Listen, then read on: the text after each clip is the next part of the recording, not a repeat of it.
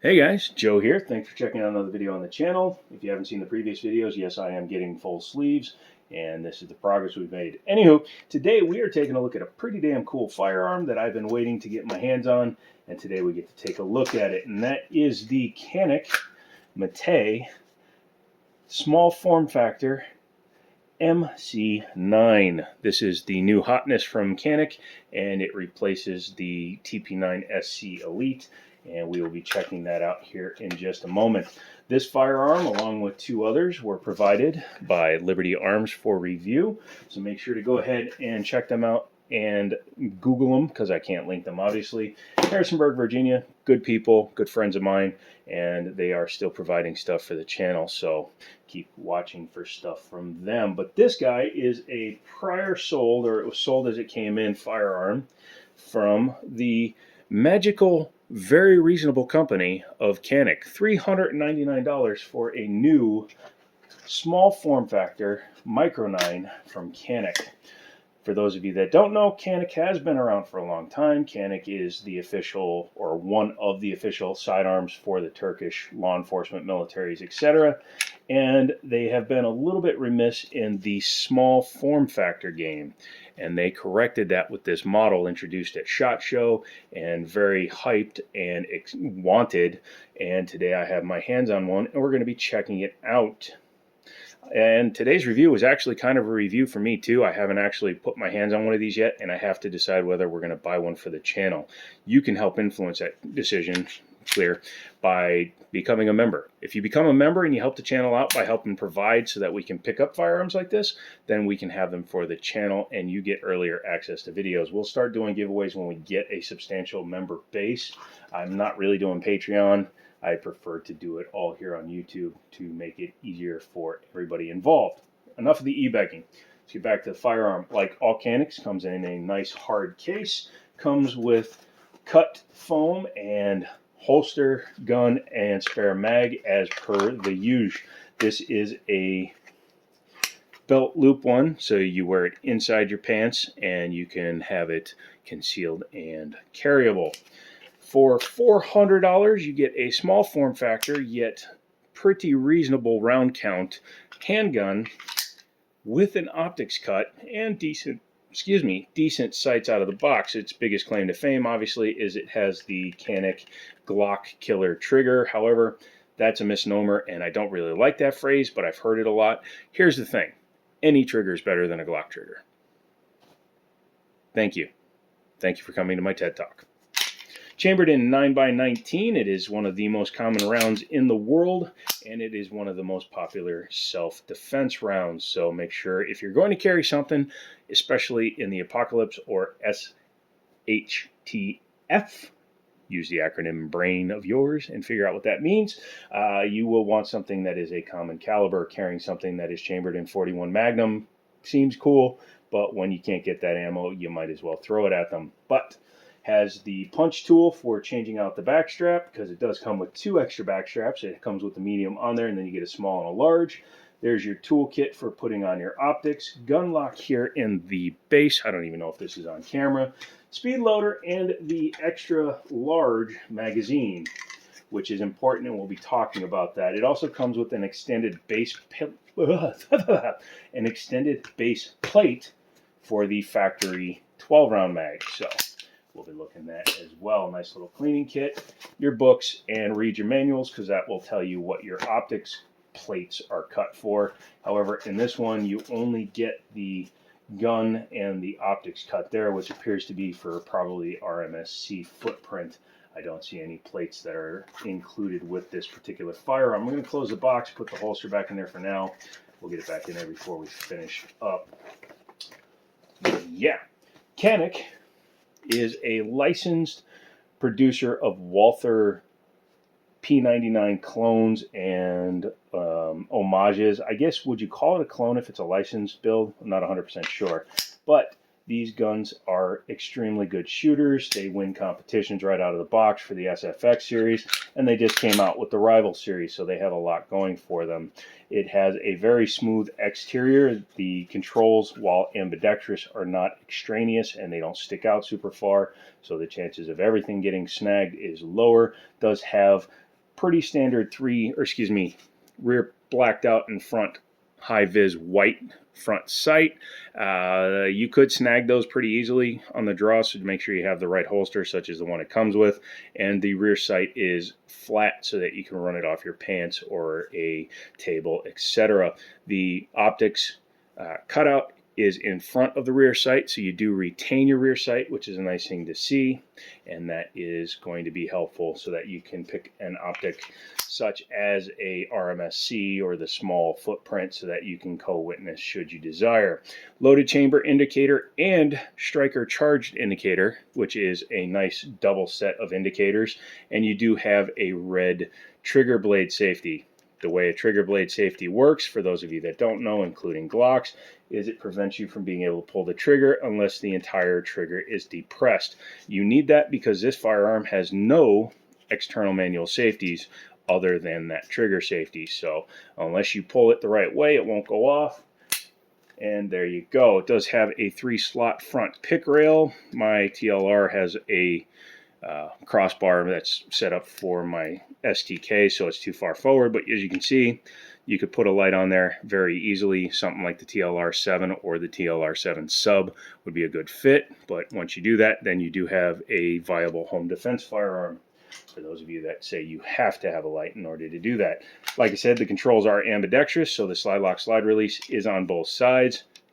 And even though they are very tight up against the body of the gun, they work pretty easily. You don't see that in a lot of firearms. The SIG SAS365, for example, super hard to hit anything, even though they are almost as flat. The magazine release appears to be reversible, but it is only on the strong side on this particular firearm.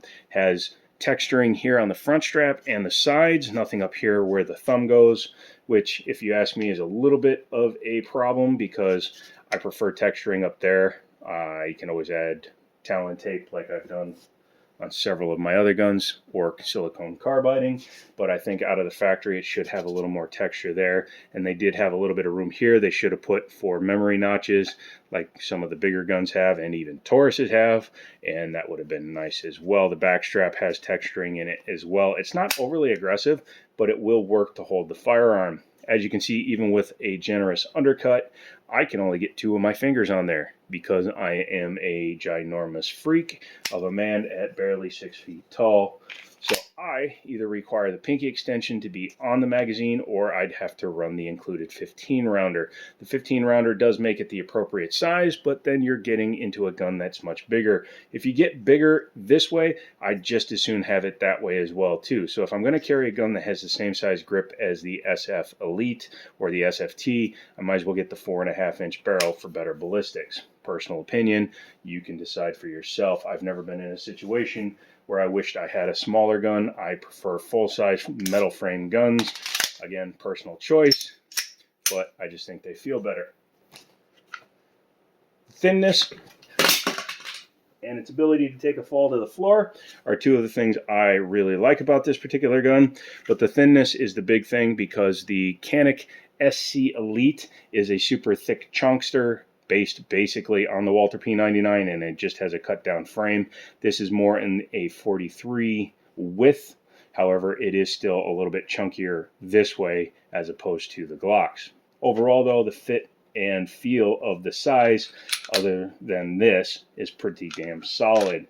Front and rear slide serration so that you can manipulate it both ways. Does not have a recessed barrel, but that is okay, I guess. I would prefer to see something that was recessed, maybe a crowned barrel, just in case you do what I did, like dropping it on the floor. Let's talk about the trigger. No trigger disconnect, no mag disconnect, I mean, so we can go ahead and pull the trigger back. Like most Caniks, as you can see, once you've charged it, it has a very, very light pull to the wall and break. Super easy. Reset. Oh, that's, even though it's a smaller package, still has the same amazing trigger in it. For a striker fired gun, if you tell me there's a gun better than the Canik, you'll have to prove it. The PDPs are really nice. I still think these have a better reset. The WMP I'm looking at next probably has a pretty close trigger as well, but still, I think the Canik with the licensed P99 triggers are probably the best striker. Put Klingon for today's word of the day so that I know that you watched the whole video, but it is the best striker fire trigger I have ever felt in a gun like this. Century Arms is still the importer of note here, so they come in through Vermont, but Canik in Turkey is the manufacturer. Very nice. The finish is really nice too. I think it should hold up under extreme wear, which is a good thing. You can see guns like the Rock Island, which use parkerization. Parkerization gives a nice flat finish, but all I did was mount the light on this gun, and it scratched the finish off. So take from that what you will. What do you say we pop her apart? Okie dokie. So make sure she's clear. Safety checks are everybody's responsibility. And then you're going to go ahead and pull it back just like a Glock. Pull down just like a Glock. Pull the trigger just like a Glock. And then you are going to stop part way and lift it off. For those of you that didn't see that, this is a little bit different than your standard firearm in that you don't just slide completely off. That's not the way this gun is designed to work. You just come forward a little bit and then lift off. Very nice.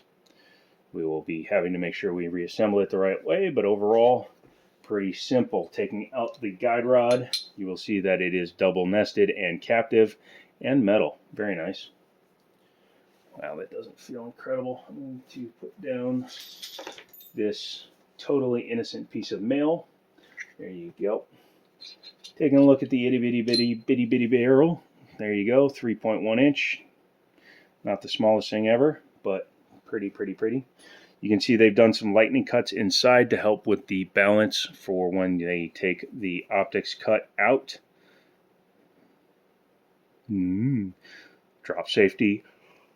Pardon me, it's 1 o'clock in the morning, but the drop safety is right there. Very nice.